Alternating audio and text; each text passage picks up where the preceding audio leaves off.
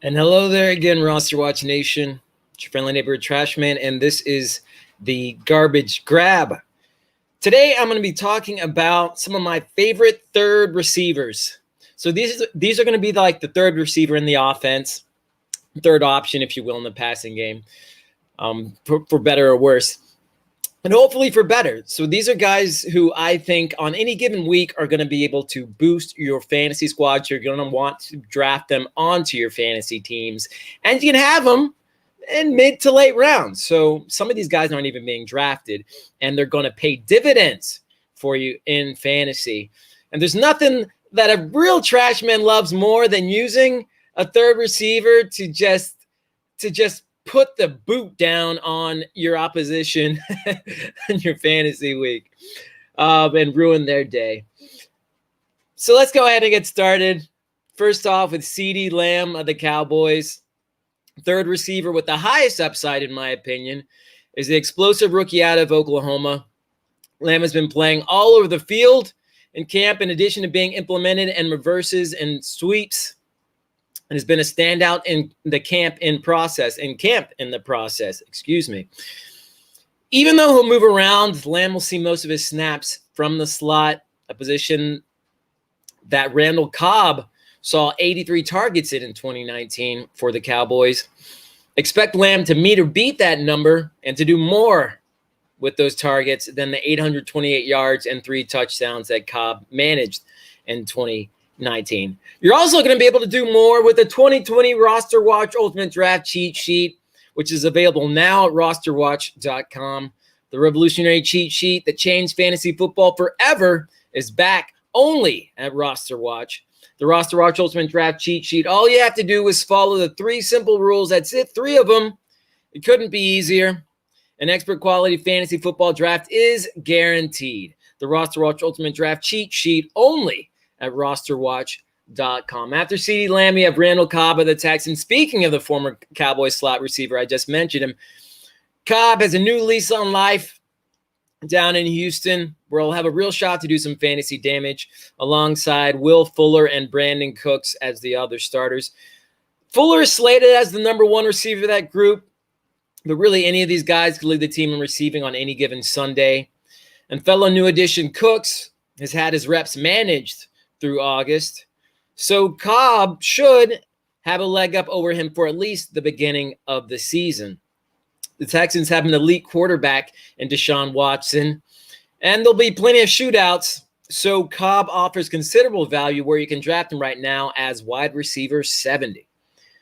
After Cobb, a name that many of you probably haven't heard since the draft, and that's Van Jefferson of the Los Angeles Rams. It pains my heart that Jefferson seems to have leapfrogged Josh Reynolds in the Rams' pecking order, but as potentially the third receiver behind Cooper Kupp and Robert Woods, Jefferson would get consistent opportunities in Sean McVay's high-octane passing offense as they use a lot of 11 personnel. Jefferson isn't an athletic specimen, but according to his team, the game just comes to him easily, and he's been turning heads all camp with his ability to learn the ins and outs of all the receiver positions so far. So look out for Van Jefferson this season. He's going to be somebody that really isn't even being drafted right now, so you can get him late in your drafts, and you don't really have to worry about it, and he offers considerable upside in that offense.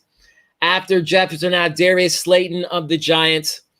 Sterling Shepard looks like the number 1 in New York right now, and Golden Tate is certainly in the mix over the middle, but Slayton offers the most upside in the Giants' passing game.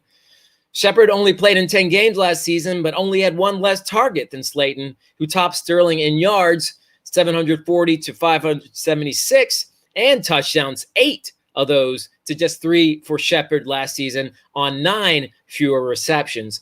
Slayton offers play-breaking ability that is only rivaled by Saquon Barkley in the Giants' offense. So even if he's 3rd or even 4th in targets, he could end up leading the Giants in receiving. After Slayton, I have a favorite of mine, a golden son of the trash man, and that's Denzel Mims of the Jets. If not for the shortened offseason and non-existent preseason, we might be talking about Mims as perhaps the 2nd receiver in the Jets offense behind Jamison Crowder. But as things stand, he'll enter the season as a 3rd receiving option behind receiver option, because there's a tight end there in the mix as well. And we'll talk about him maybe in another installment. But so he's behind Crowder and either Rashad Perriman or Chris Hogan if Perriman can't get the swelling down in his knee.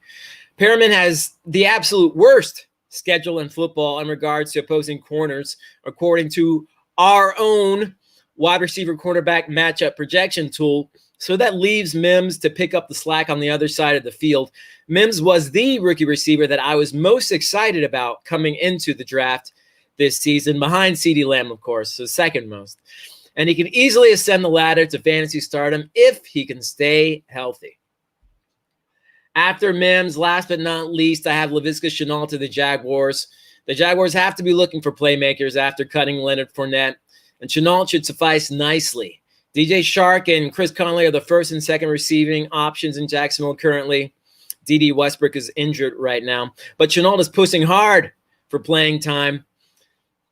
Chenault was used as a utility player in college, and the Jaguars plan on implementing him wherever he can fit in the pros. That means he'll play out wide, he'll play in the slot, he'll play in wildcat formations, and also out of the backfield. They're going to use him everywhere, literally. The sky is the limit for Chenault, an athletic freak who also happens to be a really good route runner. He's not even being taken in most drafts, so he's an easy add for you. Anyway, those are my favorite third receivers to pick up in fantasy drafts right now. I guess you could add, I should have added Paris Campbell in there. It's just there's so many ifs in that offense with Campbell right now, but I do love Paris Campbell. He was one of my favorite receivers. He was arguably my favorite receiver coming into the draft last season. So if he can stay healthy, I think he can really do some damage there in Indianapolis. Anyways, this has been the Trash Man on behalf of RosterWatch.com. If you like what you're hearing, if you like what you've heard, give us a comment, give us a follow. Join us at RosterWatch.com. We could use your subscription. This is how we support ourselves. And we'd love you to just be a part of our family here at RosterWatch.com. Anyway, until next time, be ready.